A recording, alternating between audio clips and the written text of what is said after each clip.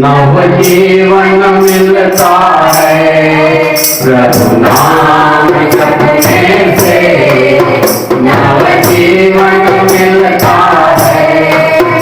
तन मन का मुरझाया उपवन खिलता है, अंतर के कोने में एक दीपक जलता है।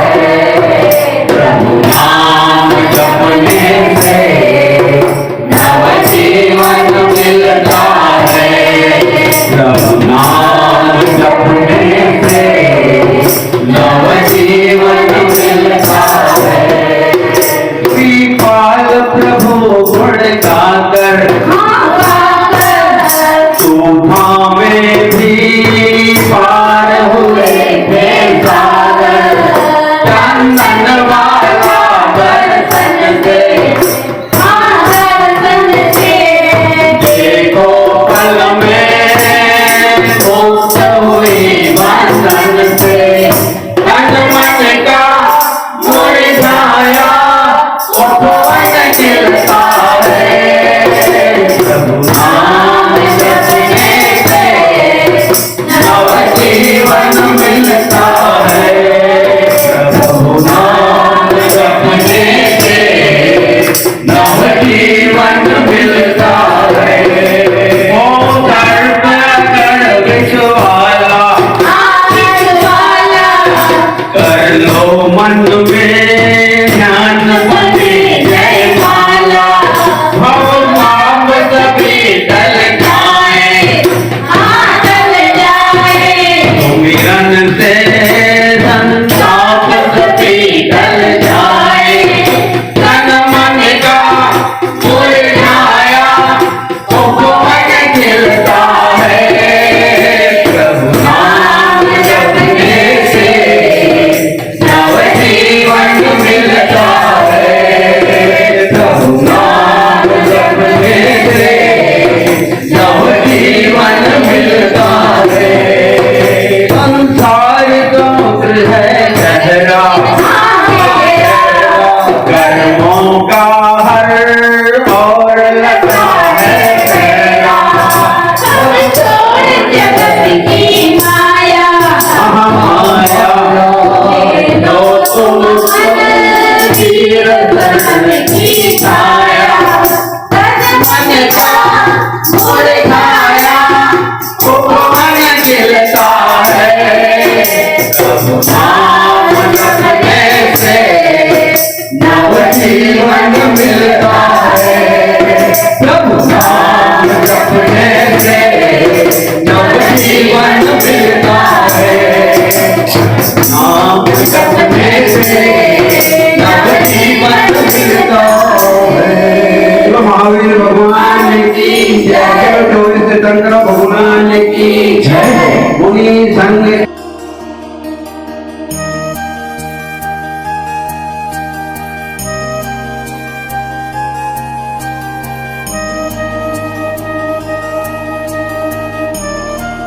धर्मनगरी खंडवा में चल रहे परम पूज्य श्रमण मुनि श्री 108 विनत सागर जी मुनिराज सत्संग के चातुर्मास के अवसर पर संपन्न हो रही संपूर्ण धार्मिक क्रियाओं के पुण्यार्जक परिवार के पुण्य की कोटि कोटि अनुमोदना।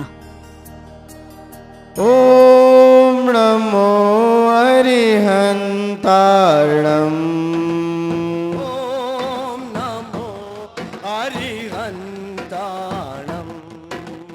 ओम नमो सिद्धारणम, ओम नमो सिद्धारणम, ओम नमो आयर्याणम, ओम नमो आयर्याणम, ओम नमो वज्रायाणम, ओम नमो वज्रायाणम, ओम नमो लोहे शवशाहुणम, ओम नमो लोहे शवशाहुणम, ओम नमो लोहे शवशाहुणम, ओम नमो लोहे शवशाहुणम, आपने आपको आप में वर लिया, आपने आपको आप में वर लिया। चेतना को स्वयं भी प्रखर कर लिया, चेतना को स्वयं ही प्रखर कर लिया।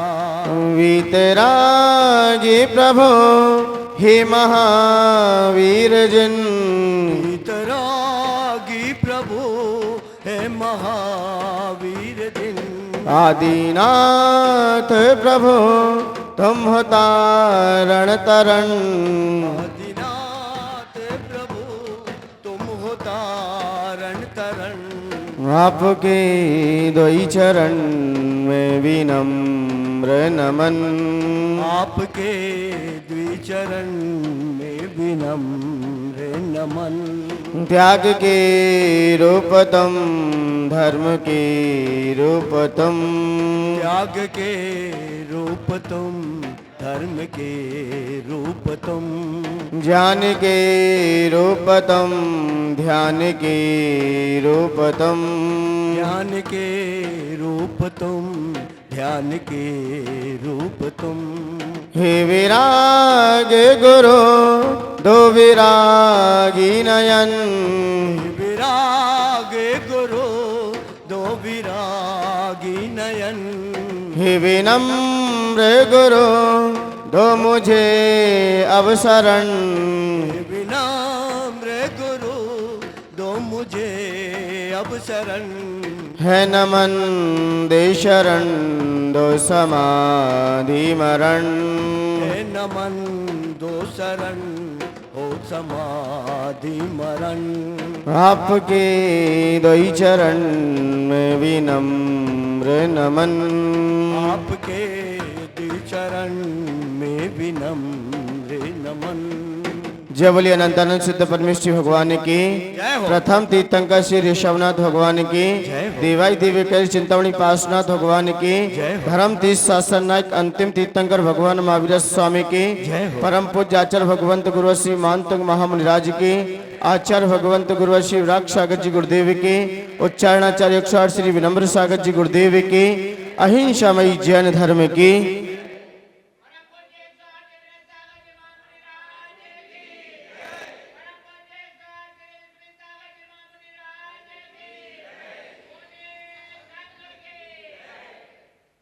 आचार्य भगवंत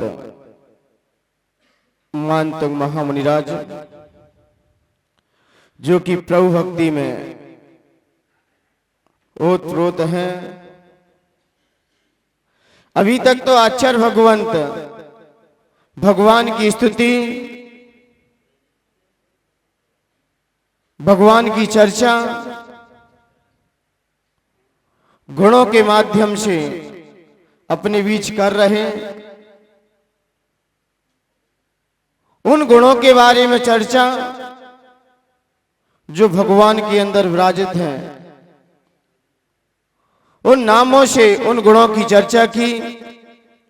अब प्रभु के सामने रखकर जब वे अपने आप की तुलना करते हैं तो आचार्य भगवंत कहते मौलिक अंतर है। कोई सामान्य अंतर होता तो मैं मान लेता, लेकिन बहुत मौलिक को लिए हुए अंतर है। क्योंकि कल 27वें छंद में आचार्य भगवंत ने चर्चा करते हुए कहा, भगवान आपने सारे दोषों को क्या कर दिया है, तिरस्कृत कर दिया है। आपके अंदर कोई भी दोष नहीं दिखाई दे रहा है भगवान, आप निर्दोष हो। जब व्यक्ति भगवान के पास जाता है, जब ऊंची चीज देखता है, तब पता चलता है कि मैं तो बहुत दोष में हूं, क्योंकि उसे अपना पता चल जाता है। और जब तक वह वहां नहीं जाता तब तक ते अपने आप को ही सब कुछ मानता रहता है। जब उसके सामने उत्कृष्ट वस्तु दिखाई जाती है तब उसे अपनी गलती भी महसूस हो जाती है कि मैं तो इसी में जी रहा था, मैं तो इसी मान्यता में जी रहा था। मेरी सबसे बड़ी भूल है कि मैं इसको ही सत्य मान रहा था। मैं इन जीवों को ही सत्य मान रहा था। लेकिन जब उसे वेद विज्ञान होता है तब पता चलता है कि दूध का दूध और पानी का पानी। तब महसूस होता है, तब पता चलता है कि मुझसे भी कोई ऊंचा व्यक्तित्व का धनी है। लेकिन जब तक हमारे अंदर अहंकार रूपी कषाय बैठी रहेगी, तब तक हम अपने आप को ही श्रेष्ठ समझते रहेंगे, श्रेष्ठ समझते रहेंगे। कल विषय आ रहा था कि अनादि मिथ्या दृष्टि सम्यक्त के अभिमुख होता है। अनादि मिथ्या दृष्टि ही सम्यक्त के अभिमुख होता है। लेकिन उसके अंदर कोई कषाय ना हो, यदि कोई भी कषाय बैठी है तो आप सम्यक्त के अभिमुख भी नहीं हो सकते, क्योंकि मिथ्यात्व को तो सम्यक्त में रखा जा सकता है। लेकिन साथ में कषाय बैठ गई तो मान्यवर भगवान भी क्यों ना उतर जाए, उस जीव के अंदर परिवर्तन नहीं ला सकते। मिथ्यात्व को तो सम्यक्त में रखा जा सकता है, लेकिन साथ में कषाय बैठ जाए फिर तीन काल में क्या तीनों 24 ही निकल जाए, उसका कुछ नहीं कर सकते। उसकी मान्यता को चेंज नहीं किया जा सकता। इसलिए बंद के क्षेत्र में मिथ्यात्व को अकिंचित कर कह दिया है। वैसे तो पता है मिथ्यात्व से ही होता है, लेकिन साथ में कषाय बैठ जाती है, ये सब कुछ खेल करा देती है जीव का। कषाय हटा दो वहां से, इसलिए कषाय की अवधि कही गई है। भगवान के पास ना कोई मिथ्यात्व का द्रव्य है, न देव न कुदेव है, न कुशास्त्र है, न कुगुरु है। और फिर भी यहां पर व्यक्ति के अंदर क्या बैठा रहता है, एक मान कषाय बैठी रहती है कि मैं यहां का क्या हूं, सब कुछ करने वाला हूं मंदिर का। और फिर भी वहां पर भी व्यक्ति इतने कर्मों का बंद कर लेता है, जहां पर हम कर्म काटने आए थे। अन्य क्षेत्र के तम पापम धर्म क्षेत्रम विनश्यति और धर्म क्षेत्र के तम पापम वज्रलिपम भविष्यति। जो हमने अन्य क्षेत्र में पाप करे हैं वो हम धर्म क्षेत्र में विनाश कर सकते हैं। उन पापों का क्षय हो सकता है, उन दोषों से मुक्त हो सकते हैं हम। अब यही आके आपने पैदा कर लिए मान प्रतिष्ठा बढ़ाई के कारण, तो चाहे देव हो चाहे गुरु हो, यह कौन सा मिथ्यात्व का द्रव्य बैठा है और फिर भी बंद हो रहा है, फिर भी कर्मों का बंद हो रहा है। किसके कारण? वो कषाय के कारण। जिसके अंदर कषाय बैठ जाए फिर उसको नहीं समझा सकते, लेकिन कषाय निकल जाए, मिथ्यात्व में बैठा है, वो जल्दी संयुक्त के अभिमुख हो जाएगा। उसे जैसे ही बोध होगा कि वास्तव में ये सत्य है, इसको स्वीकारना चाहिए, और स्वीकारना चाहिए, और वो स्वीकृति ही अंदर की संयुक्त के अभिमुख कर देती है जीव को। इसलिए अंदर से मिथ्या तो खतरनाक नहीं है जितना कषाय खतरनाक है जीव के लिए। लोग मिथ्यात्व तो मिथ्या चिल्ला देते हैं, मिथ्यात्व इतना खतरनाक नहीं है जीव के लिए जितना कषाय खतरनाक है। कषाय रहित प्राणी और मिथ्यात्व को लेकर बैठा है, संयुक्त जल्दी प्राप्त कर लेगा, जल्दी भगवान का कीर्तन कर लेगा, जल्दी भगवान के गुणों को पा भी लेगा, क्योंकि अनादि मिथ्याष्टि है, वही प्रथमोक्ष संयुक्त करता है। लेकिन कषाय बैठ जाए मान्यवर, तो आचार्य भगवंत ने कल ये कहा कि एक भी हमारे अंदर दोष रहा। आप जब आईने के सामने खड़े होते हो तो क्या देखते हो चेहरे पर? क्या देखते हो? आईने के सामने आप खड़े हुए तो आप क्या देखना चाहते हो? कोई दाग धब्बा तो नहीं लगा हमारे चेहरे पे? चेहरा साफ करोगे कि आईना साफ करोगे? क्या साफ करोगे? आईना तो पहले से ही साफ है, और चेहरे पे दाग लगा है तो साफ किसको करोगे? किसको साफ करोगे? और लोग आईना को साफ करते हैं और फिर कहते हैं धब्बा अभी भी दिख रहा है। मानने पर वो दिख इसीलिए रहा है क्योंकि आपके कहां पर लगा है? गाल पर कोई तिल है, कोई क्या लगा है? कोई अशुद्ध पदार्थ लगा है, या आपके चेहरे पे धूल है, चेहरे पे धूल है। कहते ना, सच बात मान लीजिए चेहरे पे धूल है, सच बात मान लीजिए चेहरे पे धूल है, इल्जाम आईनों पे लगाना फिजूल है। लोग दोष कहां देते हैं? सामने वाले कि वो गलत है, उस पे दोष मत लगाओ। सच बात तो मान लो, कहां पर धूल है? चेहरे पे धूल है, और जब तक चेहरे की धूल नहीं हटेगी तब तक आपका फेस भी राइट नहीं हो सकता। यही तो भगवान के पास हम जाते हैं। भगवान भी तो एक आईना है, भगवान भी तो क्या है? आईना है। जब उनके पास हम खड़े होते हैं तो अपना प्रतिबिंब भी उसमें दिखाई देता है, और उनका प्रतिबिंब अपने अंदर भी झलक जाता है, झलक जाएगा। जब आप भगवान को अपने अंदर से क्रोध, मान, माया, कषाय, ये कषायों से रहित होकर जब भगवान का दर्शन करोगे तो भगवान का स्वरूप भी आपके अंदर झलक जाएगा, झलक जाएगा। अंग्रेजों ने आके क्या किया? यहां पर क्या बोलते हैं? राज्य किया आकर। बढ़ाओ, क्या बोलते? फूट डालो, राज्य करो। और हम फूट कहां डाल लेते हैं? परिवार में, समाज में, इनमें फूट डाल लेते हैं। लेकिन आचार्य भगवंत कहते हैं इनमें फूट मत डालो।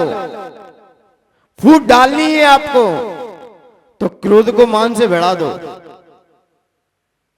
क्रोध को मान से भिड़ा दो, और माया को लोभ से भिड़ा दो, और फिर आत्मा अपने आप राज्य करेगी। ये तो हम भूल गए मंदिर में आके। क्रोध को मान से भिड़ाओ, फूट डालो आपस में। क्रोध क्यों आया? जब हमारी अपेक्षा की उपेक्षा नहीं हो पाई तो अपेक्षा छोड़ दो। क्रोध में फूट डल गई, किसने डाली? मान ने डाल दी जाके, क्योंकि अपेक्षा कौन रहा था? मान कर रहा था। देखते ना, मेरा बेटा अच्छे से पढ़ना चाहिए, सबसे खंडवा में फर्स्ट पे होना चाहिए। कौन बोल रहा है? कौन बोल रहा है अंदर से? तो बच्चा यदि फर्स्ट पे आ गया तो अंदर से क्या आ जाएगा? देखा मेरा काम हो गया, देखा मेरा काम हो गया। और नहीं आ पाया फर्स्ट पर तो फिर क्या आ जाएगा? क्रोध भड़क जाएगा, बच्चे पे आएगा, अपने आप गिरेगा। और हो गया तो मान आ जाए, मान खड़ा हो गया, आपस में भिड़ा दो और फिर राज्य करो आराम से। ये करा कौन रहा है? ये करा कौन रहा है? अंदर की लोभ प्रवृत्ति बैठी है कि आ जाएगा बच्चा रैंक पे तो कुछ कमा के देगा। लेकिन उसके लिए सब कुछ करने के लिए क्या करता है व्यक्ति? कितनी मायाचारी के जाल बनता है। कैसे भी आए बच्चा पढ़ना चाहिए, तिकड़म लगाता है, फिर घूस देता है, सबको अपने बस में करना चाहता है। यही तो मायाचारी है। तो आचार्य भगवंत कहते हैं आपस में फूट डाल दो, अपेक्षाएं छोड़ दो, फूट डालो, राज्य करो। अपनी आत्मा के अंदर भी यही प्रवृत्ति होना चाहिए। इन कसायों को आपस में लड़ाते रहो और चेतन राजा आपकी राज्य करेगी। और नहीं किया तो भारत में हुआ ही क्या था, आत्मा को आत्मा से लड़ाते रहे और ये कसाई रूपी राजा राज्य करते रहे। सबने अपने अपने कसाई की पुष्टि की है। और हमारे भारत भूमि जो सोने की चिड़िया कही जाती थी, जो स्वतंत्र देश था,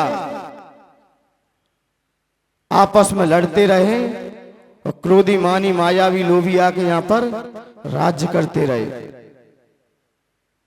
वही स्थिति हमारी आत्मा के अंदर है। ये क्रोध मान माया कसाय आपस में लड़ाते रहो, आपस में भिड़ाओ इनको आपस में ही, तो आपकी चेतना भी एक दिन राज्य कर जाएगी। और नहीं किया तो अंग्रेजों जैसी आपकी स्थिति हो जाएगी। फिर राजा कोई और रहेगा हमारी आत्मा पर। तो आचार्य भगवंत ने कल चर्चा करते हुए कहा, भगवान कि हमारे अंदर 25 दोष हैं और एक भी दोष रहा आप सम्यक्त को प्राप्त नहीं कर सकते। कोई हमारे अंदर कोई भी दोष रह गया, कोई भी अंग्रेज रहा जब तक हमारे देश में, तब तक हम अच्छे से नहीं जी पाए, ना सुखी से रह पाए, ना सुखी से जी पाए। ऐसे ही आचार्य भगवंत कहते हैं, कोई भी आपके अंदर दोष बना रहा तो आप सम्यक्त को प्राप्त नहीं कर सकते। जो 25 दोषों में सम्यक्त आता है, 25 दोषों से रहित सम्यक्त होता है जीव को, और एक भी दोष बना रहा तो आप सम्यक्त को प्राप्त नहीं कर सकते। बाहुबली भगवान के भी थोड़ा सा अंतर जल्प चल रहा था। क्या था? अंतर जल्प था। मोक्ष रोक दिया। क्या रोक दिया? रुक गया वहीं पर।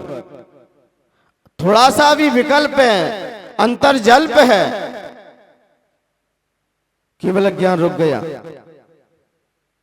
और जैसे ही हटा, निर्दोषता आई, अपने लक्ष्य को प्राप्त कर गए। थोड़ा सा भी दोष क्यों ना हो, रोक के रख देगा आपको वहीं की वहीं रोक देगा। दीपायन मुनि के अंदर, दीपायन मुनि के अंदर क्या था? एक थोड़ा सा क्रोध आ गया, क्या कर दिया? स्वयं जलना पड़ा, स्वयं अपने प्राणों की आहुति देनी पड़ी उसी हवन में, उसी अग्नि में। एक थोड़ा सा ही तो था। नकुल और सहदेव को पांचों पांडव ने निर्विकल्प होकर निर्विकल्प हुए, और पांचों पांडव में से 3 पांडव कहां चले गए? कहां चले गए? मोक्ष गए। और नकुल और सहदेव क्यों रह गए? क्यों रह गए? क्योंकि पांडवों के प्रति थोड़ा सा स्नेह और अनुराग आ गया। मान्यवर, ये जैन दर्शन 100 में से 100 नंबर चाहिए। यहां कोई समझौता का काम नहीं है। किसी के प्रति भी हमारा अनुराग है तो नकुल सहदेव को रोक के रख दिया, 33 सागर की संसार की सजा हो गई। पांचों पांडव एक ही मां से आए थे। यहां पर दोष की कोई बात नहीं है। यहां तो इस बिल्कुल प्योरीफाई होके बिल्कुल क्रीम से भी घी निकला हुआ चाहिए। बिल्कुल ना किसी भी प्रकार की मिलावट हुई, फेंक देगा सामने वाला, संसार में ही घुमाएगा। नकुल सहदेव को रोक दिया। भगवान बनना है तो 100% हमारे गुण शुद्ध होना चाहिए। किसी को भी ईश्वर की सत्ता को समझना है। इसलिए आज हम भगवान के पास जाते हैं और वहीं के वहीं खड़े रह जाते हैं। क्यों? हम अपने अंदर से अवगुणों को नहीं निकाल पाते। लोग कहते हैं आप मुनि क्यों बने? मैंने एक ही बात कहता हूं, जो अंदर से हमारे अंदर अवगुण बढ़े हैं, बस उनको धीरे धीरे से निकाल रहा हूं। क्योंकि आत्मा तो त्रैकालिक शुद्ध है, उसको शुद्ध करने की आवश्यकता है ही नहीं किसी को। जब खेत पड़ा है, बंजर खेत है, उसमें कंकड़ पत्थर पड़े हैं, वो उपजाऊ भूमि है, उसमें कंकड़ पत्थर पड़े, घास खड़ी है, तो क्या करोगे आप लोग? पहले घास को निकाल लो, घास कंकड़ पत्थर को निकाल लोगे। खेत तो उपजाऊ पहले से था, लेकिन क्या करे, बाहर से किसी ने कंकड़ पत्थर फेंक दिए उसमें। अब खेत में कंकड़ पत्थर पड़े हैं, घास खड़ी है, घास खड़ी हुई है उसमें। अब घास खड़े होने के कारण और कोई उसमें बीज डाल दे, खाद डाल ले, तो क्या फसल उसे मिल जाएगी समुचित? ऐसे ही हम भगवान के पास गए, पूजन की, स्वाध्याय किया, धर्म का बीज डाला, और फिर कहते फसल सुरक्षित नहीं रहती, अच्छी तरीके से फसल नहीं मिल पाती। तो आचार्य भगवंत कहते हैं कि रोज एक ना एक दोष का त्याग करके आओ मंदिर में, गुरुओं के पास जाओ, एक ना एक दोषों को छोड़ के आओ। और आप 365 दिन गए हो तो मान्यवर 365 दोस्त तो निकलेंगे कम से कम हमारे, और अभी तक कितने निकल पाए हमारे अंदर से? मुझे लगता है बढ़ और गए होंगे, और बढ़ गए होंगे। पहले तो परिवार छोटा था, अब तो सब अपने हैं। वो टूटता है तो परिवार नहीं टूटता, दिल भी टूट जाता है। तो आचार्य भगवंत यही कह रहे हैं, आचार्य मानतुंग से भगवान यही कह रहे हैं कि आप भी अपने अंदर से दोषों को निकालो, क्योंकि निर्दोष की ही पूजा है। निर्दोष है आज नहीं कल वो ही प्रतिष्ठा को प्राप्त होगा। इसलिए मान्यवर संसार में दोषों का खजाना तो सब जगह मिल जाता है, लेकिन गुणों का खजाना भगवान आपके ही पास है, आपके ही पास है। तो इसलिए आचार्य भगवंत ने कल ये चर्चा करते हुए कहा, भगवान अब उन दोषों को भी अपना अपमान महसूस हुआ। दोषों ने मीटिंग की बैठकर कि भगवान ने मेरा बहुत बड़ा अपमान किया है, मुझे स्थान ही नहीं दिया, और लोग तो मुझे अपना स्थान देते हैं। मैं भी तो एक राजा हूं। कौन कह रहा है? दोष कह रहा है कि लोग बड़ा मेरा सम्मान करते हैं, आदर करते हैं, लोग मुझे अपने गले लगा के रखते हैं। भगवान ने मेरा बहुत बड़ा अपमान किया है। अब सब दोस्तों ने मीटिंग करके कहा, अब भगवान के मैं स्वप्न में भी नहीं देखूंगा। भगवान को मैं स्वप्न में भी नहीं देखूंगा कि भगवान होता क्या है, भगवान का स्वरूप क्या है। अब दोस्तों ने मीटिंग की बैठकर, अब भगवान को नहीं देखना है, क्योंकि मेरे तो आदर करने वाले एक नहीं 1000 खड़े हैं। भगवान ही तो बाहर चले गए हैं, कोई बात नहीं है, और तो मुझे अपना रहे हैं, और तो मुझे अपने गले लगा रहे हैं, और तो मेरी आज्ञा में रह रहे हैं। एक भगवान ही तो हैं। तो अब इनके अब स्वप्न में भी इनको नहीं देखना है। तो यही तो कल चर्चा हुई थी, भगवान आपके अंदर स्वप्न में भी कोई दोष नहीं दिखाई देता। हे तीन लोक के नाथ, जो आपकी शरण में आ जाता है, जो आपके आश्रित हो जाता है, वो भी एक दिन निर्दोष हो जाता है। वो भी अपने दोषों का प्रतिकार कर लेता है, इन दोषों से मुक्त हो जाता है, इन दोषों को भी जीत लेता है। कल की चर्चा और आज की चर्चा तो पूरी घूम के ही है। ये बीच में इतनी जगह खाली क्यों पड़ी है? ये चर्चा है। आचार्य भगवंत अब प्रतिकार करेंगे। इन दोषों का जब तक हमारे अंदर प्रतिकार नहीं होगा, तो प्रतिकार करने के लिए हमें निर्दोष की शरण में तो जाना ही पड़ेगा। तो आचार्य भगवंत ने कल चर्चा करते हुए बहुत गहनता को लिए हुए छंद था प्रातिहार का है। प्रातिहार एक भगवान की विभूति है। अष्ट प्रातिहार ये क्या है? भगवान की विभूति है, ये बाह्य विभूति है। और 28 वो 40 मूल गुणों के अंदर एक गुण भी है, ये गुण भी है। अष्ट प्रातिहार, कोई पूछे तीर्थंकर और अरिहंत में और सिद्ध में और आचार्य में, उपाध्याय में क्या अंतर है? सामने प्रतिमा हो तो पूछे कि क्या अंतर है पांचों परमेष्ठियों में? पांचों प्रतिमाएं आपके सामने हैं, 6 प्रतिमा आपके सामने हैं। अरिहंत भी हैं, तीर्थंकर भी हैं, सिद्ध भी हैं और आचार्य भी हैं और उपाध्याय भी हैं और साधु भी हैं। शायद मैंने पहले बता दिया एक बार, इस विषय को नहीं बताया। तीर्थंकर और अरिहंत में क्या अंतर है? तो तीर्थंकर के चिन्ह होता है अष्ट प्रातिहार और अष्ट मंगल द्रव्य होते हैं। क्या होते हैं? अष्ट प्रातिहार, अष्ट मंगल द्रव्य और चिन्ह होता है। ये तीर्थंकर की पहचान है।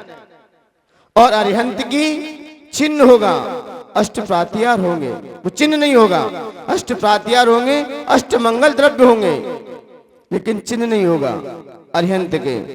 जैसे बाहुबली भगवान रामचंद्र जी, इनकी जब भी प्रतिमा बनेगी सामने, बाहुबली भगवान देखिए ना, भरत की जब भी प्रतिमा बनती है तो चिन्ह नहीं होता। पार्श्वनाथ भगवान की चिन्ह रहता है, महावीर भगवान का चिन्ह मिलेगा। तीर्थंकर 24 होते हैं, लेकिन अरिहंत अनंत अनंत हो सकते हैं। अरिहंत के चिन्ह नहीं होता। जब भी अरिहंत बनते 4 घातीय कर्मों को नाश करते हैं तो इनका भी गंध गुठी, अष्ट प्रातिहार और अष्ट मंगल द्रव्य लग जाते हैं। लेकिन सिद्धों के न चिन्ह होता है, न अष्ट प्रातिहार होते हैं, न अष्ट मंगल द्रव्य होते हैं, सिर्फ आकृति रहती है शरीर की पूरी। ये नहीं कटआउट बना दो,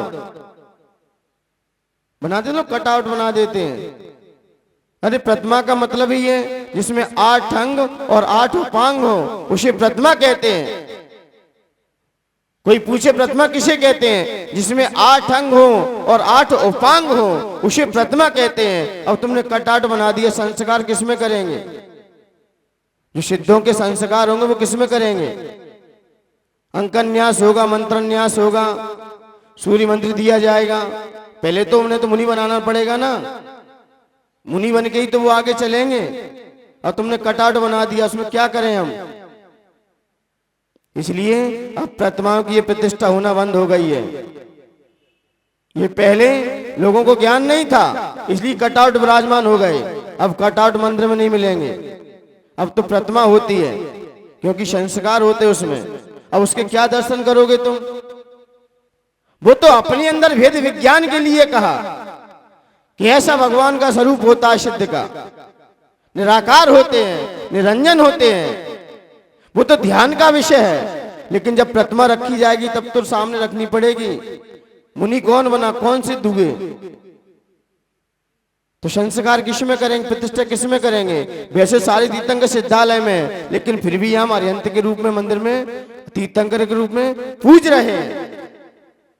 बाकी तो शिव सिद्ध हो चुके हैं। इसलिए सिद्ध भगवान की प्रतिमा होती है, लेकिन उसमें अष्ट प्रातिहार और अष्ट मंगल द्रव्य नहीं होते, सिर्फ बैठे रहते हैं पद्मासन से।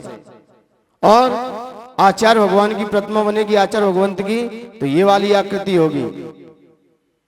और उपाध्याय की प्रतिमा होगी तो ये आकृति होगी।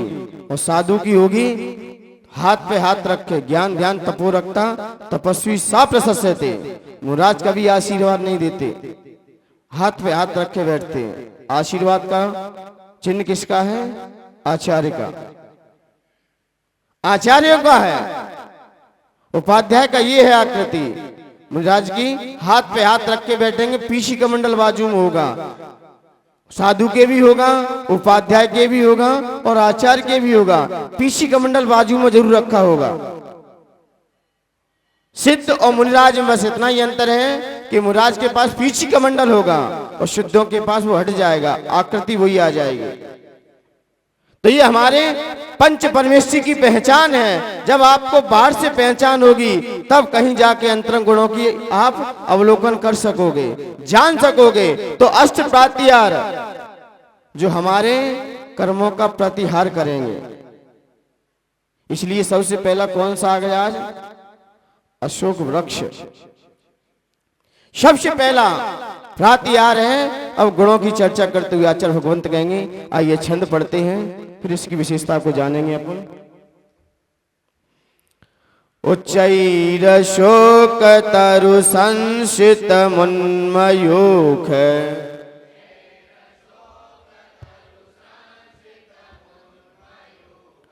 उच्चैरशोक तरु संसित मुन्मयूख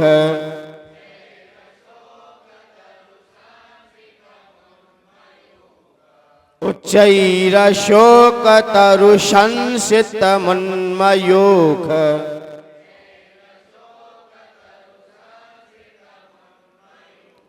मा भाति रूपममलं भवतो नितान्तम्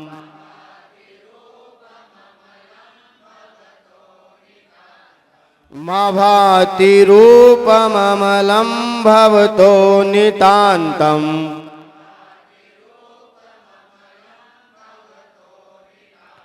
स्पष्टोल्लसत्किरणमस्ततमोवितानम्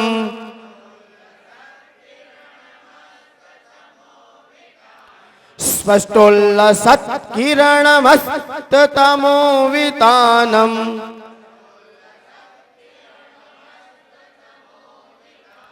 बिम्बं रवेरिव पयोधर पार्श्ववर्ती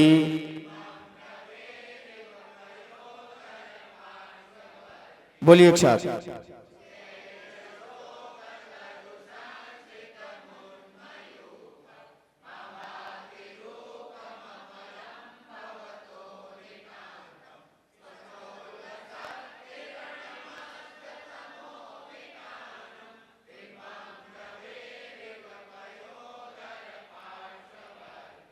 एनी प्रॉब्लम? स्पष्टोल ई नहीं है आगे, लोग ई स्पष्ट बोल। हाँ, स्पष्टोल्लसत्। कहीं प्रॉब्लम? पार्श्ववर्ती, ठीक है ना? कहीं प्रॉब्लम तो नहीं इस छंद में? इस छंद का फल है सर्व मनोरथ पूरक। जिस रथ पर हमारा मन घूम रहा है वह पूर्ण कैसे हो? जिस रथ पर हमारा क्या घूम रहा है? मन घूम रहा है। अब उसकी पूर्ति कैसे की जाए? उसे पूर्ण कैसे किया जाए? क्या मन भी पूर्ण हो सकता है?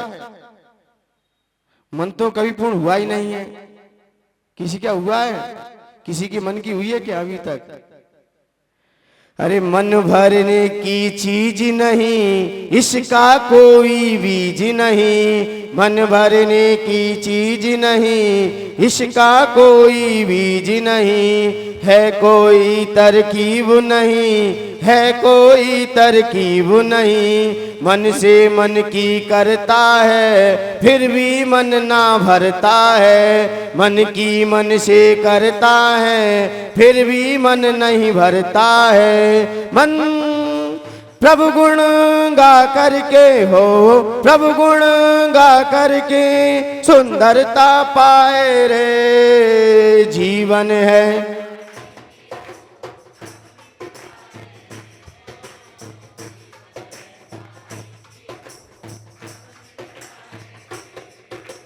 होनी अनहोनी हो, होनी अनहोनी कब क्या घट जाए रे जीवन है।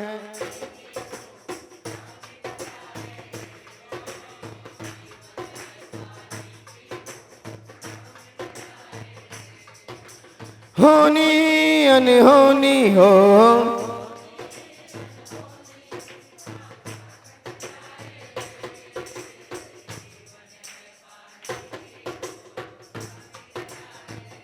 हो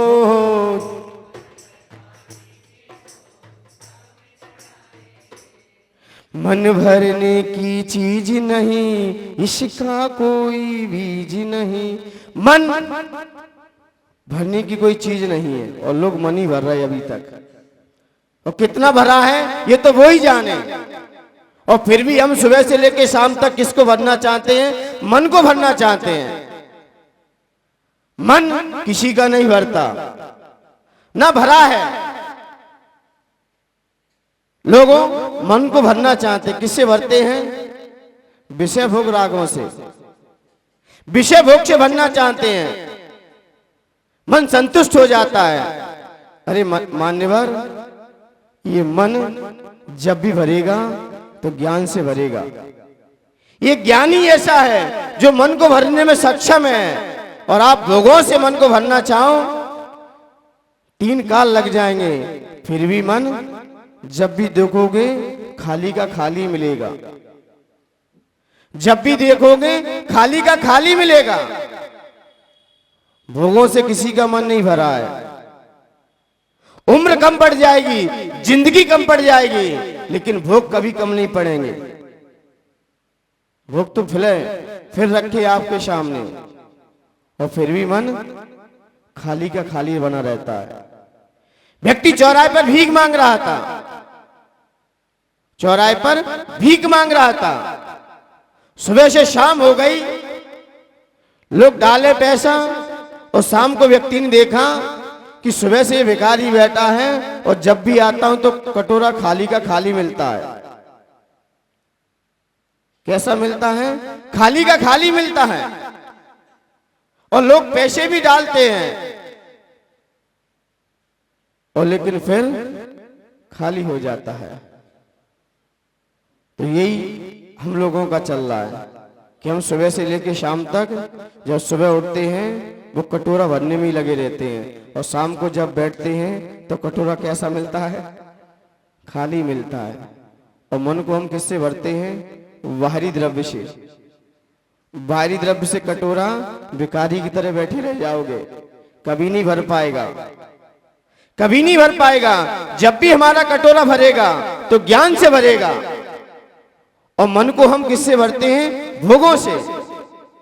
मन, जिस रथ पर हमारा मन बैठा है,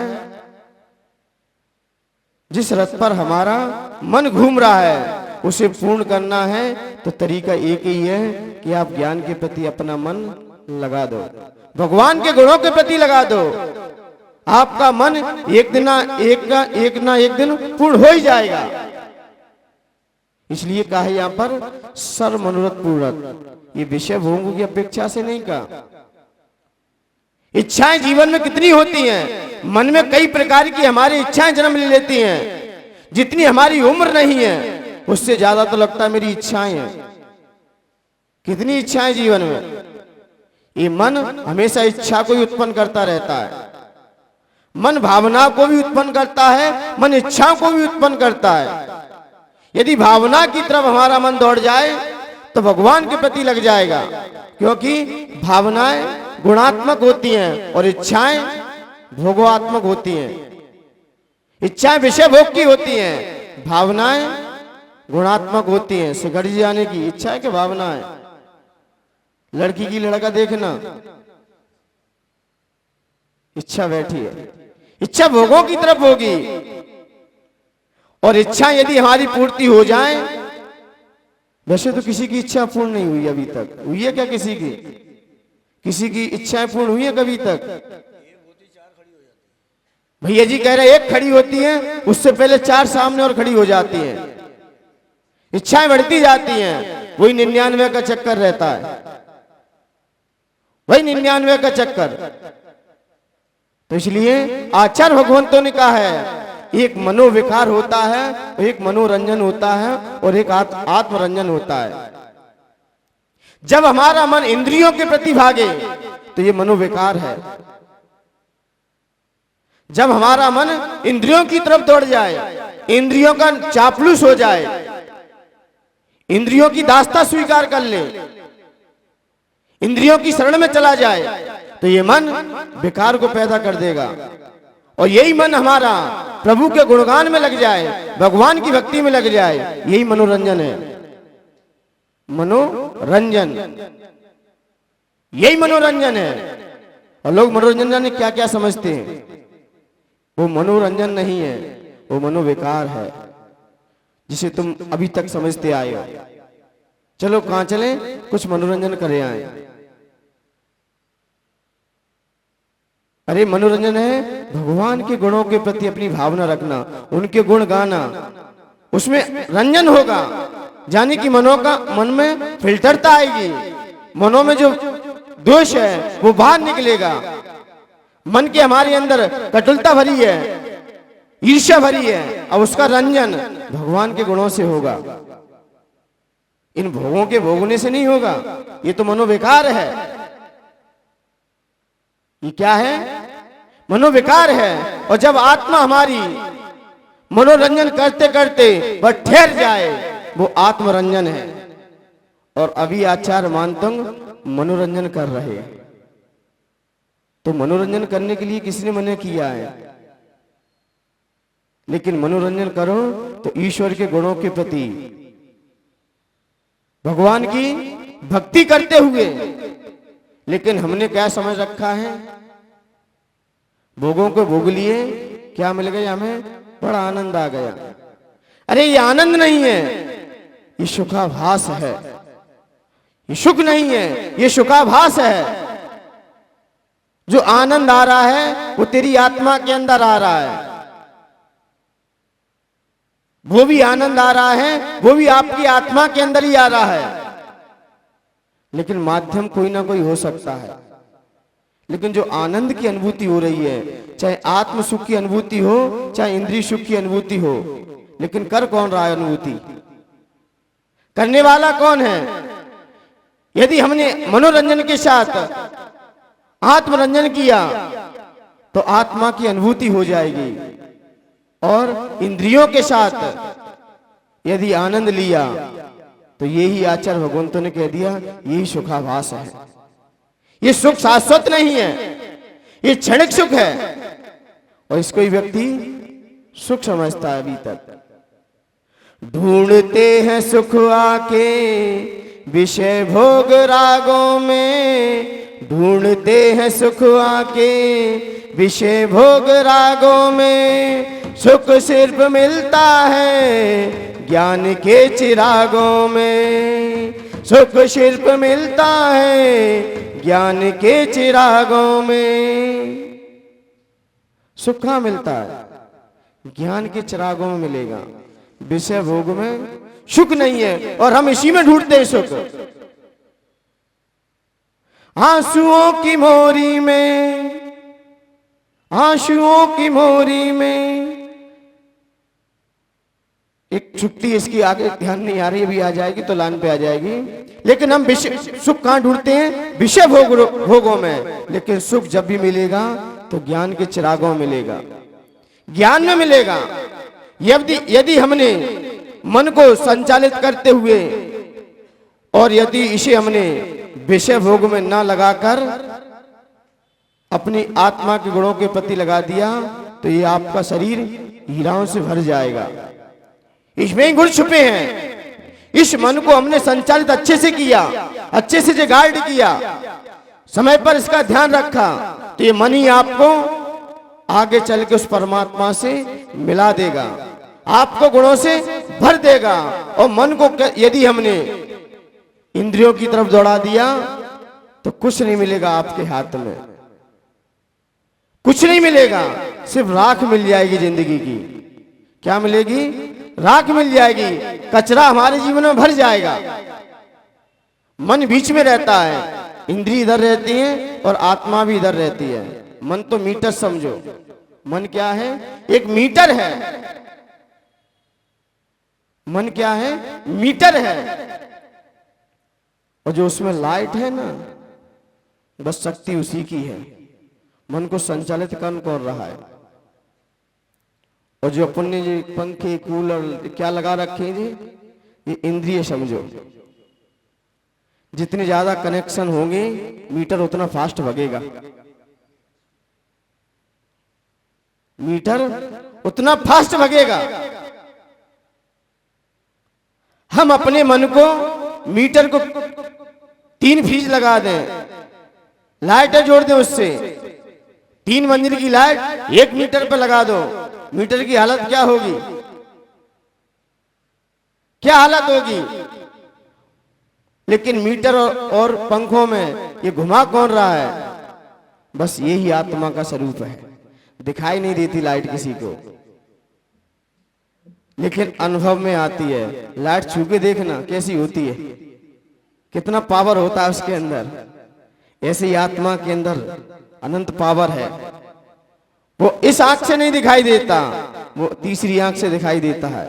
ऐसी ही आत्मा कहे कि व्यक्ति आत्मा परमात्मा में अंतर क्या है। किसी व्यक्ति ने, एक शिष्य ने गुरु से पूछा कि आत्मा परमात्मा में अंतर क्या है। रोज जा वही आत्मा की चर्चा, आत्मा परमात्मा, लेकिन होता क्या है अभी तक मुझे समझ में नहीं आ रहा है। और घोड़े पे सवार होके आया और गुरु अपने शिष्यों को पढ़ा रहे थे। और व्यक्ति ने आके क्या पूछा, आत्मा परमात्मा होती क्या है। तो गुरु महाराज ने कहा कि अभी समझाएंगे कि थोड़ी देर से। बोले अभी एट ए टाइम मेरे पास तो मरने तक की फुर्सत नहीं है। लोग आते ना, जल्दी बताओ महाराज जी, आप तो, मेरे पास तो समय नहीं है। मैंने कहा मान्यवर, जिसको तुम जानना चाहते हो पार्श्वनाथ भगवान से पूछो आत्मा परमात्मा क्या होती है। उतने कितने भव लग गए उस परमात्मा को जानने के लिए, और आप एक क्षण में जानना चाहते हो, एक सेकंड में जानना चाहते हो कि आत्मा परमात्मा में अंतर क्या है। बोले चर्चा तो बहुत सुनते हैं, लेकिन होती क्या है। बोले पहले बैठो और धैर्य रखो थोड़ा, आकुलता में निर्णय मत करो। लोग आकुलता में भावुकता में आते हैं ना, इन्हें उत्तर भी नहीं देते। जज कोई भी आता है तो जज कितना ही वकील बहस करे, लेकिन जज कहता है पहले ठंडे हो जाओ, निर्णय करो आप आपस में बैठ के। जज तो बाद में निर्णय कर ही देगा। और आकुलता का निर्णय कहते ना खुशी के वादे, खुशी में किसी को वादे नहीं करना चाहिए, और क्रोध में कभी निर्णय नहीं करना चाहिए। आकुलता क्रोध में कभी भूल के निर्णय ना करें। क्रोध चढ़ा हो शांत हो जाओ, बाद में निर्णय हो जाएगा। और क्रोध में निर्णय ले लेना, हम तो घर छोड़ के भाग जाएंगे, यहां से भाग जाएंगे। मान्यवर, जिंदगी का निर्णय है, एक दिन का नहीं है। जिंदगी का निर्णय है, क्योंकि निमित्त तो मिला है आपको क्रोध का, एक क्षणिक है, लेकिन निर्णय तो जिंदगी का होता है, लाइफ टाइम का होता है। नेक थोड़ी गलती हो जाए हम तो भाग जाएंगे, हम तो पद छोड़ देंगे, हम तो समाज से बाहर चले जाएंगे। ये रखा है आपका पद। पद दिया जाता है, गंभीर होना चाहिए, धैर्य होना चाहिए, सहनशील होना चाहिए, बचपन नहीं होना चाहिए। ये तो बचपनों का काम है। थोड़ा धैर्य रखो, क्योंकि ये पद मिला है तो कम से कम 3 साल तो अच्छे से निकाल लो, बाद में जब होगा तब देख लेंगे। क्रोध के निर्णय है हमेशा, इसलिए क्रोध में कभी निर्णय ना करें। भावुकता में कोई आवेश में आके निर्णय ना करें, इससे आपकी बुद्धिमानता का पता चल जाएगा, आपके विवेक का पता चल जाएगा। तो सामने वाला आया कि आत्मा परमात्मा होती क्या है, तो गुरु महाराज ने कहा थोड़ी देर बैठो, धैर्य रखो, समझ लो। अभी नहीं, मुझे अभी बताना है, तो प्रैक्टिकल में बताएं कि थोड़ी से समझाएं। तो शिष्य बोला कि प्रैक्टिकल करके समझाओ। ठीक है, आ जाओ, प्रैक्टिकल ही करते हैं आपका अच्छे से। अब गुरु महाराज के पास सब हथकंडे रहते हैं, वो शिष्य को थोड़ी सी भी समझा सकते हैं और प्रैक्टिकल करके भी समझा सकते हैं।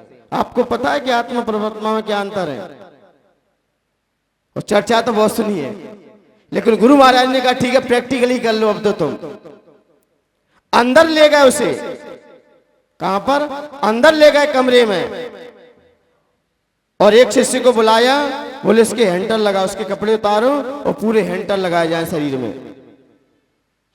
कहां लगाए जाए, शरीर में हैंडल लगाए गए। वो चिल्लाने लगा बचाओ बचाओ मुझे। अम्मा कौन बचाओ उसे बेचारे को, क्या चिल्ला रहा था, मुझे बचाओ बचाओ। तब गुरु महाराज ने कहा आत्मा परमात्मा समझ में आ रही कि नहीं आ रही है आपको। बोले अभी तक तो नहीं आ रही, 2-4 और हैंडल लगाए जाए फिर से। फिर चिल्लाने लगा, बोले आ गई आ गई। बोले समझाओ क्या आ गई। बोले आत्मा परमात्मा समझ में तो नहीं आई, लेकिन जो दर्द हो रहा है ना उसके कारण मैंने बोल दिया कि आ गई, अभी तक नहीं आई। बोले फिर लगाए गए, फिर चिल्लाने लगा बचाओ बचाओ। गुरु महाराज ने कहा जो अंदर से आवाज आ रही है ना, ये परमात्मा बोल रहा है, मुझे संसार से बचाओ बचाओ। ये दुख मुझ पे सहन नहीं हो रहे।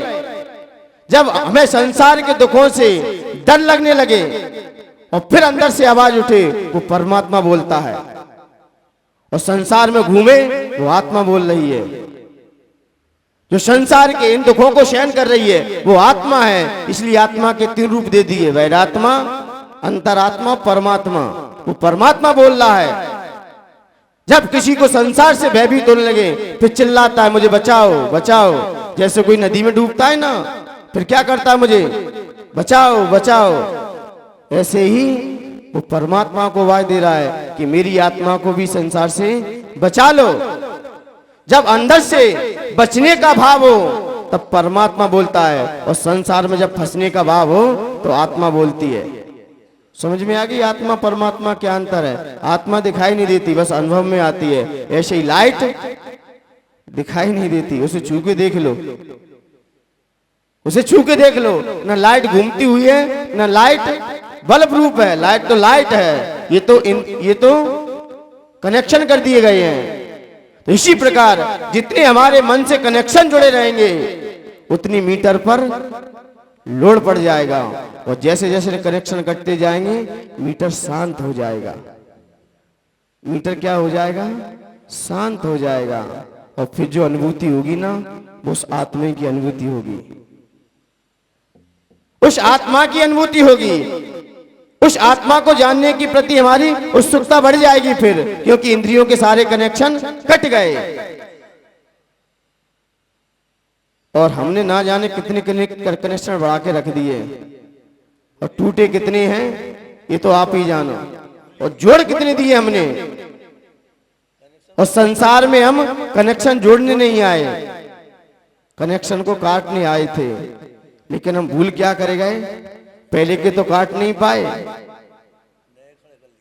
और न इतने कनेक्शन बढ़ा दिए हैं जिसकी कोई सीमा नहीं है। अब कह रहे हैं आत्मा समझ में नहीं आती, अब परमात्मा दिखता नहीं है। अब कैसे दिखेगा आपको, कैसे समझोगे उसके स्वरूप को? तो इसलिए मान्यवर, जब तक हम मन को आत्म गुणों के प्रति संचालित नहीं करेंगे तब तक भी हमारी आत्मा अपने गुणों को प्राप्त नहीं कर सकती। जैसे ही इस तरफ आप संचालित कर दोगे तो आप सर्व मनोरथ पूरक आपका कार्य भी सिद्ध हो जाएगा। लेकिन हम मन विषय भोग से भरना चाहते हैं, इंद्रियों के विषय भोग से भरना चाहते हैं। मन जब भी देखोगे तो खाली का खाली मिलेगा। तो मन भरता है तो ज्ञान से भरता है। ज्ञान की कितनी भी चर्चा होती रहना, फिर मन उसी में लगा रहेगा और जानने का प्रयास करेगा और जानेगा, तब कहीं जाके उन गुणों को भी प्राप्त कर लेगा। इसलिए हम संसार में आए हैं तो कनेक्शन तोड़ते रहो। यहां नहीं तोड़े तो कौन सी गति में जाके तोड़ोगे, ये भी तो मुझे बता दो। कौन सी गति में जाके आप अपने मन के कनेक्शन को जोड़ रखे हैं, कहां कहां जोड़ रखे हैं, किन किन से लगाव है हमारा? मान्यवर, इसलिए आचार्य भगवंत ने कहा कि इच्छा की पूर्ति के लिए नहीं, आवश्यकता की पूर्ति के लिए आप अपना कार्य कीजिए। मुझे पता है कि आपका मन जाएगा, लेकिन आवश्यकता के अनुसार मन को प्रयोग करो, इच्छाओं के अनुसार मत चलाना। आपकी कितनी आवश्यकता है, आवश्यकता की पूर्ति के लिए आप कार्य करोगे तो सफलता मिल जाएगी। और आवश्यकता से सीमा पार हो गई तो मान्यवर उम्र कम पड़ जाएगी, लेकिन आवश्यकता की पूर्ति नहीं हो पाएगी। इसलिए कहा उम्र बकाया हो और इच्छाएं समाप्त हो जाएं। उम्र बकाया हो और इच्छाएं समाप्त हो जाएं, उसी को आचार्य भगवंत ने मोक्ष कहा है। क्या? उम्र बकाया है और इच्छाएं समाप्त हो जाएं, वही मोक्ष है। और उम्र कम पड़ जाए और इच्छाएं अभी पूरी ना हो पाए, वही मौत है। वही क्या है? मौत है। उम्र कम पड़ गई लेकिन इच्छाएं बरकरार अभी भी हैं, तो इसको ही तो मौत कह दिया है। यही मौत है। और जितनी ज्यादा आपकी इच्छा होगी आपका जन्म मरण भी ज्यादा होगा। क्योंकि इच्छा कर ली तुमने 10 लाख की और 2 लाख आप पाए मरण हो गया, अब इच्छाएं तो बैठी है अंदर की, अब 8 लाख फिर जोड़ो। ये तो 10 लाख का तुमने दे दिया, 10 लाख में किसी की पूर्ति नहीं होती, 10 मिल जाएंगे तो इच्छाएं कितनी की रहती हैं? जितनी हमारी इच्छाएं ज्यादा होंगी उतनी जन्म मरण ज्यादा बढ़ेंगे आपके। इसलिए कहा उम्र कम उम्र बकाया रह जाए और इच्छाएं समाप्त हो जाएं, वो क्या है? और उल्टा कर दो इसका, उम्र कम है और इच्छाएं अभी ज्यादा हैं, यही मौत है। तो आचार्य भगवंत ने कहा कि इच्छा की आवश्यकता पे ध्यान दो, आवश्यकता में कितनी है उतना ही प्रयोग करो आप, तो आप भी समझ जाओगे। तो आचार्य भगवंत ने ये सर्व मनोरथ पूरक ये मनोविकार, मनोरंजन और आत्मरंजन, इस पर हमारा ध्यान गया तो आवश्यकताएं भी आपकी कम होती चली जाएंगी। मनोरंजन का हमने ध्यान रखा, अपने गुणों के प्रति आवश्यकताएं अपने आप सीमित हो जाएंगी आपकी, और आवश्यकताएं सीमित हम ही करते हैं, कोई पड़ोसी नहीं करता, और असीमित भी हम करते हैं। लेकिन हम सीमा में रहें, मान मर्यादा में रहें, तो आपकी आवश्यकता की पूर्ति भी होती रहेगी। कहते हैं ना कि आवश्यकता से वस्तु ज्यादा मत रखो, जितना चल जाए उतने से काम चलाओ। ज्यादा रखी तो इच्छाएं फिर अपना जन्म ले लेती हैं। इसलिए मान्यवर यहाँ पर आचार्य भगवंत ने ये इच्छा पूर्ति का ये विषय था, लेकिन सफलता हमें मिल सकती है कब? जब हमारी आवश्यकताएं पर ध्यान हो, तो हमें सफलता भी एक दिन मिल सकती है। इसलिए सर्व मनोरथ पूरक ये इसका भावार्थ था। आइए इसकी जाप है, ओम ह्रीम रमनो तत्तवाणम, ओम ह्रीम रमनो तत्तवाणम, ओम ह्रीम रमनो महातवाणम। ये शिवनिराज जो अड़मा महिमा जल चारण आदि आसी विश्व कई प्रकार की रिद्धियां से संपन्न हैं, कई प्रकार की इनके पास क्या है? रिद्धियां हैं, और रिद्धियां ऐसी हैं कि इनके पास इतनी शक्ति है कि 100 इंद्र जो लगे रहते हैं ना, भगवान का चरण वंदन कर रहे हैं, उनसे भी अनंत गुणी शक्ति इनके पास हुआ करती है। 100 इंद्रों से भी ज्यादा इनमें इतनी शक्ति है कि जम्बू द्वीप भी है ना, उसे थाली की तरह पलट भी सकते हैं, लेकिन पलटेंगे नहीं। क्यों? क्योंकि उस पर वो जिनालय है और स्वयं भी उस पर बैठकर साधना की है। तो इसलिए, लेकिन शक्ति तो रखते हैं, लब्धि तो है, लेकिन प्रयोग नहीं करते। लेकिन इतनी इनकी आज शक्ति हुआ करती है, और ये आहार करते हैं, तो आहार करते समय यदि इनके उस करपात से कोई वस्तु गिर जाए, और कोई व्यक्ति कितना ही महाबीमारी से जकड़ा हो, उसे बस उसे खवा दिया जाए, तो क्या हो जाएगा? उसका बीमारी दूर हो जाएगी। बोले महाराज जी का जूठन, अरे जूठन नहीं, वो औषधि है। जब तुम गाय का मूत्र पी सकते हो, गाय का मूत्र आता है कि नहीं आता औषधियों में?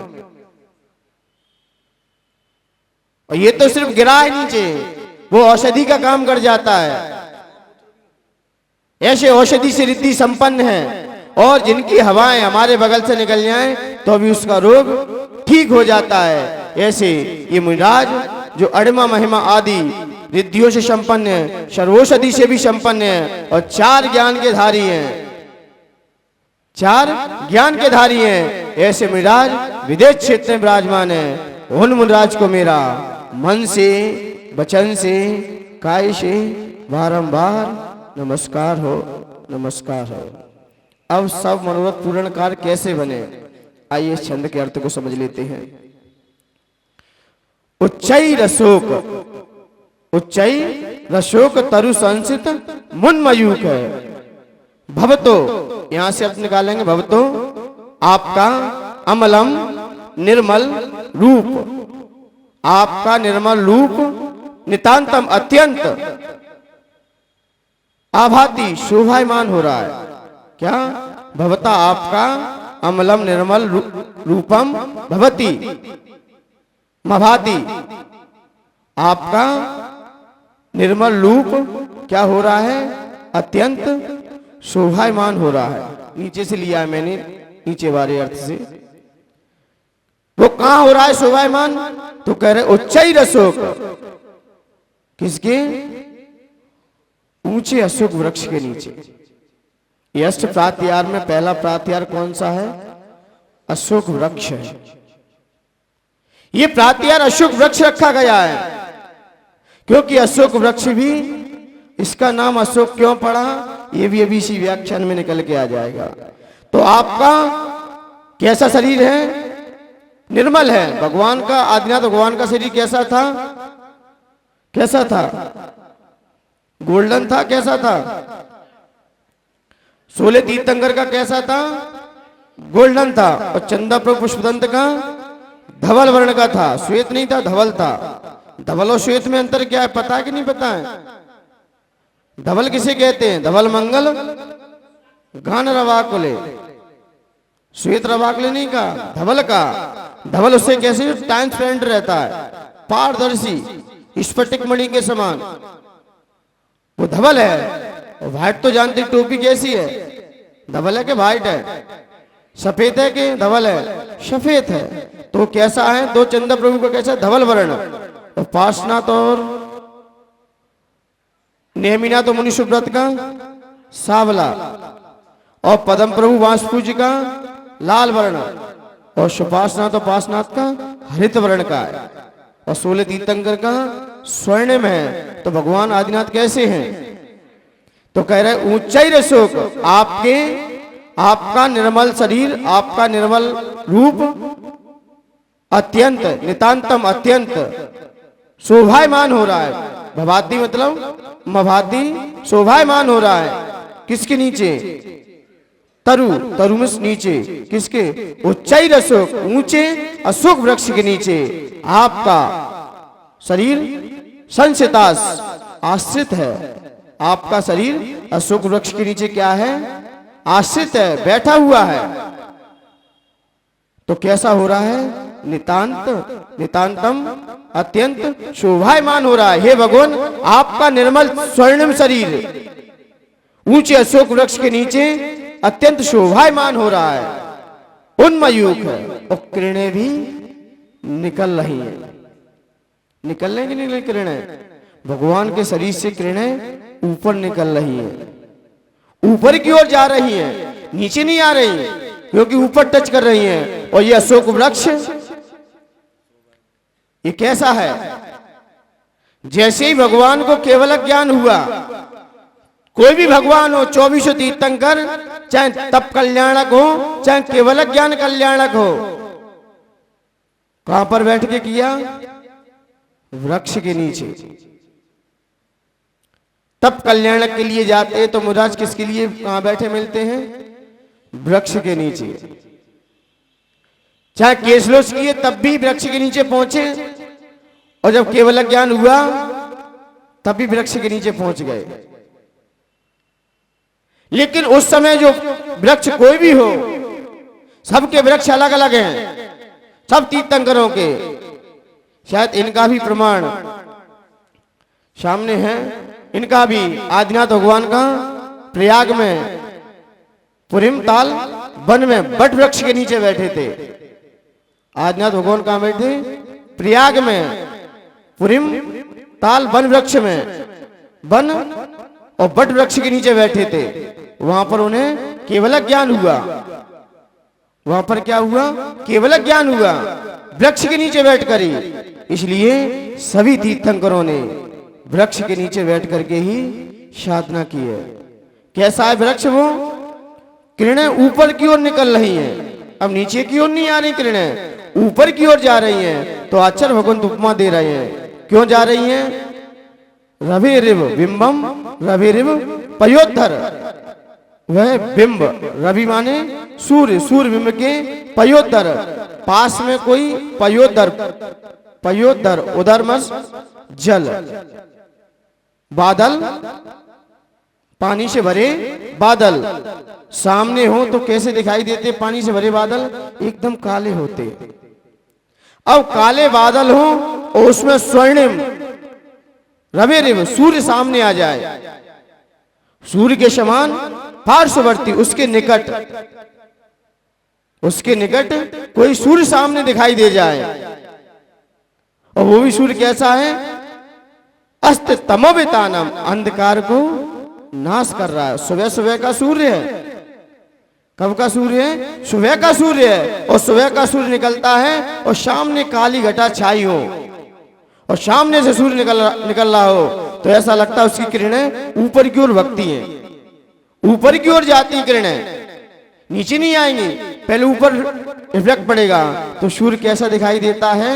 तो ऐसे ही स्पष्ट और लसत ये भगवान जब आपका स्वर्णिम शरीर जब अशोक वृक्ष के नीचे विराजमान होता है तो ऐसा लगता है कि काले बादलों के बीच से कोई धमकता हुआ सूर्य निकल आया हो। क्या उपमा लगाई? जब काली घटा छा गई हो और सामने से कोई धमकता हुआ सूर्य निकले तो ऐसा लगता है कि भगवान आपका स्वर्णिम शरीर जब अशोक वृक्ष के नीचे विराजमान होता है तो आपका स्वर्णिम शरीर ऐसा ही शोभित होता है जैसे कोई काले मेघों के बीच में से कोई धमकता हुआ सूर्य निकल आया हो। चित्र में दर्शाया कि नहीं दर्शाया है? देखना चित्र को। चित्र में क्या कह रहे हैं? ऊंचा अशोक वृक्ष है और अशोक वृक्ष और मानस स्तंभ हमेशा 12 गुना भगवान से होता है। मानस स्तंभ हुआ और अशोक वृक्ष हुआ, भगवान को केवल ज्ञान हुआ। कितने धनुष ऊपर चले गए थे? 5000 धनुष ऊपर गए थे, लेकिन उनकी काया कितनी थी? 500 धनुष की काया थी आदिनाथ भगवान की। 500 धनुष की काया और 5000 धनुष ऊपर चले गए। और फिर ये अशोक वृक्ष के नीचे जब बैठे थे, नीचे बैठे थे, तब वृक्ष सामने था, लेकिन जैसे ही केवल ज्ञान हुआ तो फिर सौद्रम इंद्र कौन सा वृक्ष लगाता है? अशोक वृक्ष लगाता है। वृक्ष कोई भी हो, लेकिन जिसके नीचे भगवान बैठ जाते हैं वो वृक्ष ही अशोक हो जाता है। अशोक का मतलब क्या होता है? शोक रहित, शोक रहित। वहां किसी प्रकार का शोक नहीं रहता व्यक्ति को। आप किसी भी वृक्ष के पास बैठना, आप किसी भी वृक्ष के पास बैठना, वहां से आप कोई शोक नहीं रहेगा। आप किसी भी गार्डन में या किसी भी फुलवारी वगैरह में जाना और कितनी भी थकान हो और जाके बैठ जाना वहां वृक्ष के नीचे, तो आपको उस समय आनंद की अनुभूति कुछ अलग ही होती है, कुछ अलग ही होगी।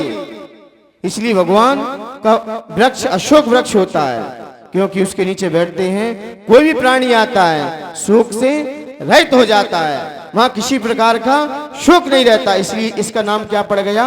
अशोक वृक्ष। और जब वह अशोक वृक्ष कैसा होता है? आचार्य भगवंत नंदीश्वर की पूजा में, वो नंदीश्वर की भक्ति में एक कारिका लिख रहे हैं। भेडु रुचिर बिटप प्रबल मृदु पल्लवो सुवित शाखा श्रीमान शोक वृक्षो वर मरकत पत्र गहन वह लक्षाया। यहाँ पर आचार्य भगवान नंदीश्वर की पूजा में नंदीश्वर की जो भक्ति है उसमें अशोक वृक्ष की भक्ति करते हुए अशोक वृक्ष के बारे में अवगत कराते हुए कह रहे हैं वह सुंदर है।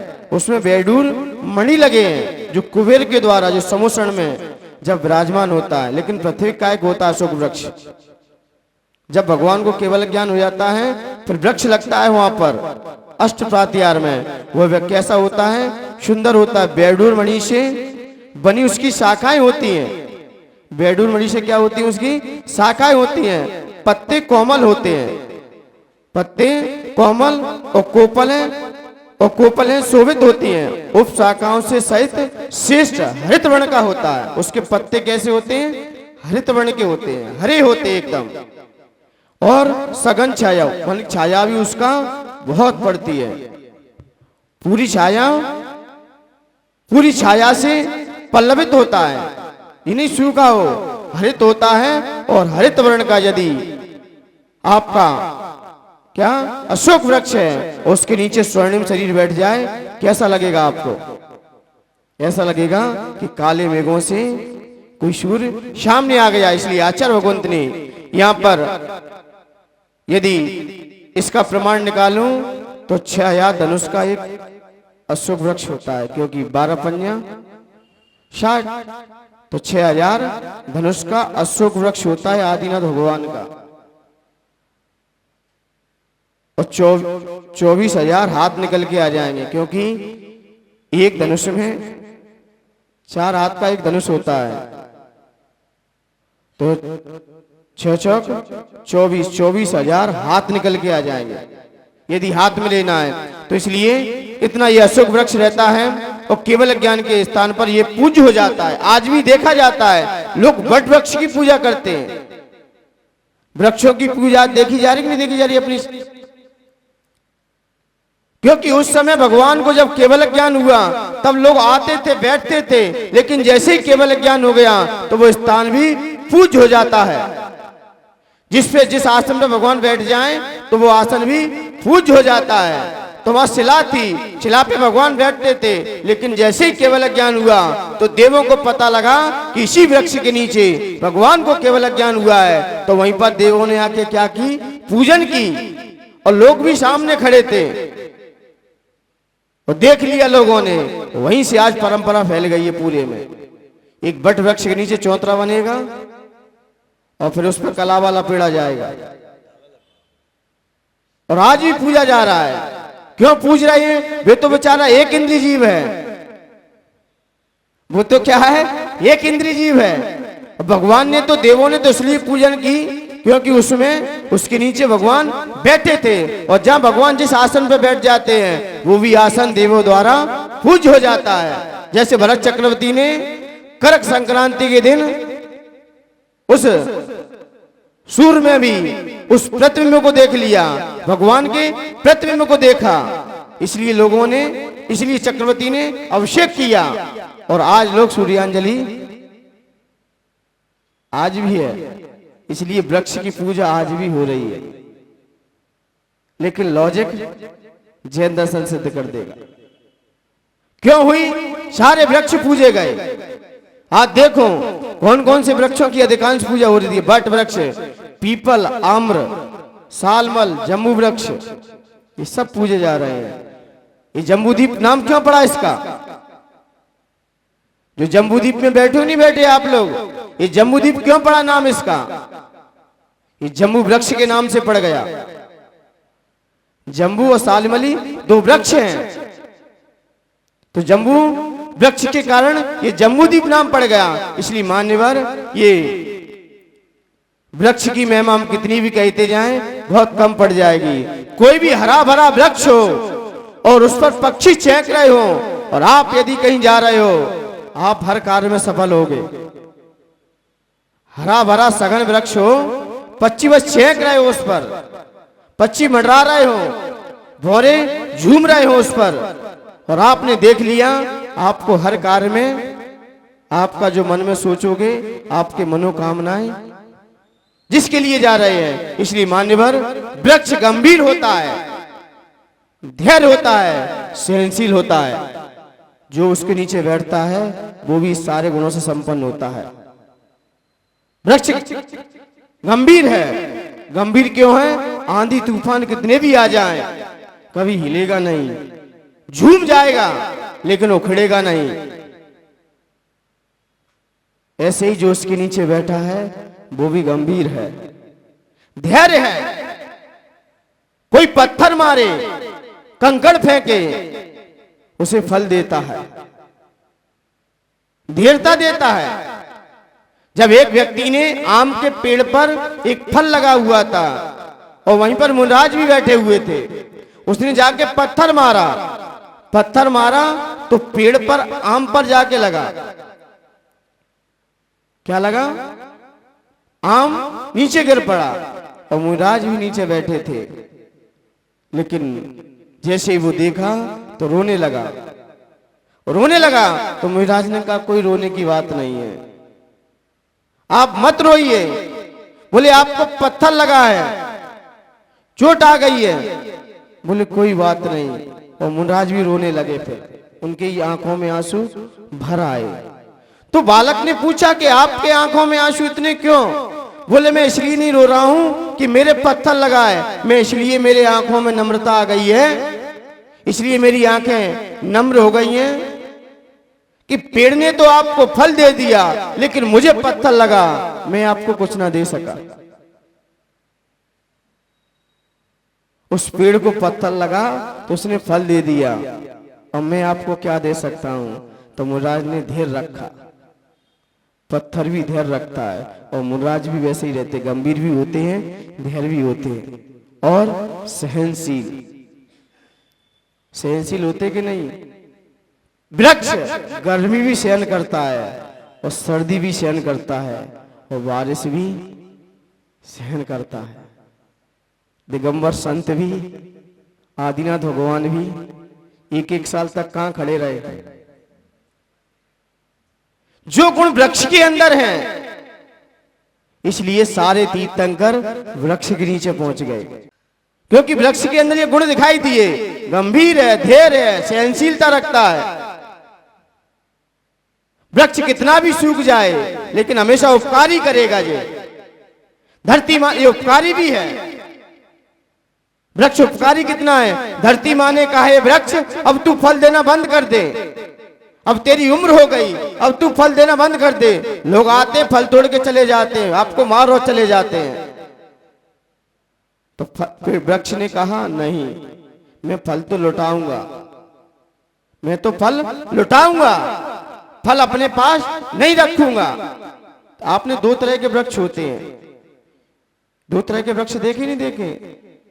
एक फल सहित होते हैं और एक फलों को छुपा लेते हैं। जो वृक्ष अपने फलों को छुपा लेते हैं वो जड़ से उखाड़े जाते हैं, और जो वृक्ष फल को सहज छोड़ देते हैं वो सालों सालों खड़े रहते हैं। आपने देखा है ना, किसका हल्दी का, किस किस के वृक्ष होते हैं, मूंगफली, गाजर, मूली, ये कैसे बढ़ती हैं? क्योंकि ये अपने फलों को ये जड़ से उखाड़े जाएंगे, ये जड़ से उखड़ेंगे और सहज लुटा देते हैं, सहज छोड़ देते हैं, वो सालों सालों खड़े रहते हैं।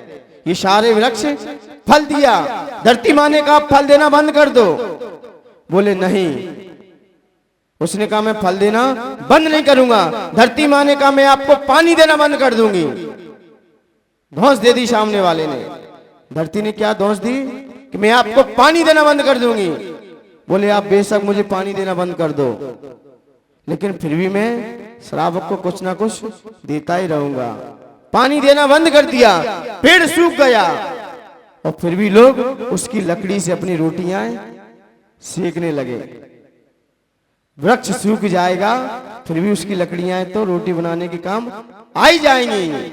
इसलिए वृक्ष उपकारी भी है, छाया भी देता है, फल भी देता है, और सूख भी जाए आपकी रोटियां भी सेक देता है। तो ऐसे ही भगवान भी उपकारी होते हैं, जो उनके पास जाता है कई जीवों का कल्याण हो जाता है। तो इसलिए भगवान उस वृक्ष के नीचे जाके बैठ गए। इसलिए मान्यवर ये वृक्ष उपकारी भी होता है, और भी हम जितनी विशेषता खोलना चाहें बहुत कम पड़ जाए। इसलिए मान्यवर आचार्य भगवंत ने बस यही चर्चा करते हुए कहा कि भगवान आपका वो शरीर है, स्वर्णिम शरीर है, ऊपर उसकी किरणें निकल रही हैं, ऊपर की ओर जा रही हैं। क्यों? क्योंकि ये प्रकृति का नियम है, क्योंकि वो जीव बैठा है वो भी ऊपर की ओर ही जाएगा, वो भी उसकी शिखाएं ऊपर जा रही हैं, किरणों की शिखाएं ऊपर निकल रही हैं। इससे पता चलता है ये जीव जो मुक्त जीव होता है ना, उसका स्वभाव कैसा होता है? ऊर्ध्वगामी होता है। तुम भी मिट्टी से लेप कर दिया जाए और पानी में छोड़ दिया जाए, मिट्टी हटते ही तुम भी ऊपर आ जाएगी। शिखा ज्योति की लौ आप जलाओगे अपने आप ऊपर आ जाएगी। दीपक की लौ, अग्नि की भी शिखा, और एरंड बीज जब भी नीचे गिरता है तो पहले ऊपर जाता फिर नीचे गिरता है। ऐसे ही मुक्ति जीव, इसलिए शिखाएं ऊपर की ओर जा रही हैं, क्योंकि ये भी अब और ऊपर चले जाएंगे। तो इसलिए मान्यवर, मुझे लगता है ये छंद बहुत गहनता को लिए हुए हैं, बहुत गंभीरता है। यदि इसकी हम और व्याख्यान करना चाहें कम पड़ जाएगी, समय आपका कम पड़ जाएगा, लेकिन व्याख्यान कम नहीं पड़ेगा। इसलिए मान्यवर, ऐसा अशोक वृक्ष के नीचे आपका स्वर्णिम शरीर ऐसा शोभायमान होता है जैसे कोई काले मेघों के बीच से कोई धमकता हुआ सूर्य बाहर आ गया हो।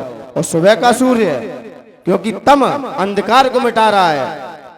सुबह का सूर्य है क्योंकि अंधकार को मिटा भी रहा है, और भगवान भी पाप रूपी अंधकार को मिटाने वाले हैं। जैसे सूर्य प्रगति के अंधकार को मिटा रहा है, और भगवान का स्वरूप हमारे अज्ञान रूपी अंधकार को मिटाने के लिए तत्पर है। इसलिए मान्यवर, आइए फीट करने के लिए तैयार होते हैं।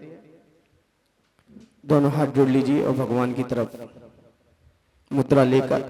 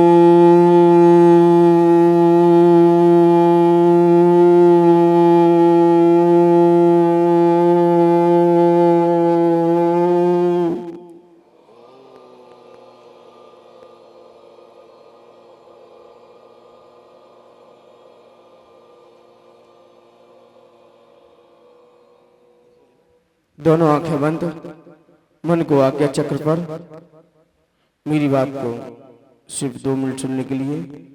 हे भगवान, ऊंचे अशोक वृक्ष के नीचे, हे भगवान, ऊंचे अशोक वृक्ष के नीचे आपका स्वर्णिम शरीर ऐसा शोभायमान हो रहा है। हे भगवान, आपका स्वर्णिम शरीर उस वृक्ष के नीचे, हे भगवान, आपका स्वर्णिम शरीर अशोक वृक्ष के नीचे अत्यंत शोभायमान हो रहा है, जैसे कोई काले मेघों के बीच से कोई धमकता हुआ सूर्य निकल आया हो। हे भगवान, आपका स्वर्णिम शरीर, हे भगवान, ऊंचे अशोक वृक्ष के नीचे आपका स्वर्णिम शरीर ऐसा शोभायमान हो रहा है जैसे काले मेघों के बीच से कोई धमकता हुआ सूर्य बाहर आ गया हो। हे भगवान, ऊंचे अशोक वृक्ष के नीचे, हे भगवान, ऊंचे अशोक वृक्ष के नीचे आपका स्वर्णिम शरीर ऐसा शोभायमान हो रहा है जैसे काले मेघों से कोई धमकता हुआ सूर्य बाहर आ गया हो। हे भगवान, ऊंचे अशोक वृक्ष के नीचे आपका स्वर्णिम शरीर ऐसा शोभायमान हो रहा है जैसे काले मेघों के बीच से कोई धमकता हुआ सूर्य बाहर आ गया हो। हे भगवान, ऊंचे अशोक वृक्ष के नीचे आपका स्वर्णिम शरीर ऐसा शोभायमान हो रहा है जैसे काले मेघों के बीच से कोई धमकता हुआ सूर्य बाहर आ गया हो। मेरे साथ बोलना, हे भगवान, ऊंचे अशोक वृक्ष के नीचे, ऊंचे अशोक वृक्ष के नीचे आपका स्वर्णिम शरीर ऐसा शोभायमान हो रहा है जैसे काले मेघों से कोई धमकता हुआ सूर्य आ गया हो, जैसे काले मेघों के बीच से कोई धमकता हुआ सूर्य बाहर आ गया हो। हे भगवान, ऊंचे अशोक वृक्ष के नीचे आपका स्वर्णिम शरीर ऐसा शोभायमान हो रहा है जैसे काले मेघों से कोई धमकता हुआ सूर्य बाहर आ गया हो। नहीं बोल पाओगे, हाथ जोड़, हाथ खोल लीजिए,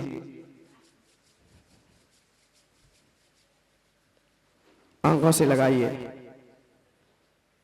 ऐसे फीट तो होते होंगे सारे अर्थ। ओम ह्रीं परम नमो महात्वाणम, ओम ह्रीं परम नमो महात्वाणम, ओम ह्रीं परम नमो महात्वाणम, ओम ह्रीं परम नमो महात्वाणम, ओम ह्रीं परम नमो महात्वाणम, ओम ह्रीं परम नमो महात्वाणम, ओम ह्रीं परम नमो महात्वाणम, ओम ह्रीं परम नमो महात्वाणम, ओम ह्रीं परम नमो महात्वाणम, ओम ह्रीं परम नमो महात्वाणम, ओम ह्रीं परम नमो महात्वाणम, ओम ह्रीं परम नमो महात्वाणम, ओम ह्रीं परम नमो महात्वाणम, ओम ह्रीं परम नमो महात्वाणम, सम्यक दर्शन, सम्यक ज्ञान, सम्यक चारित्र्य, नमो नमः।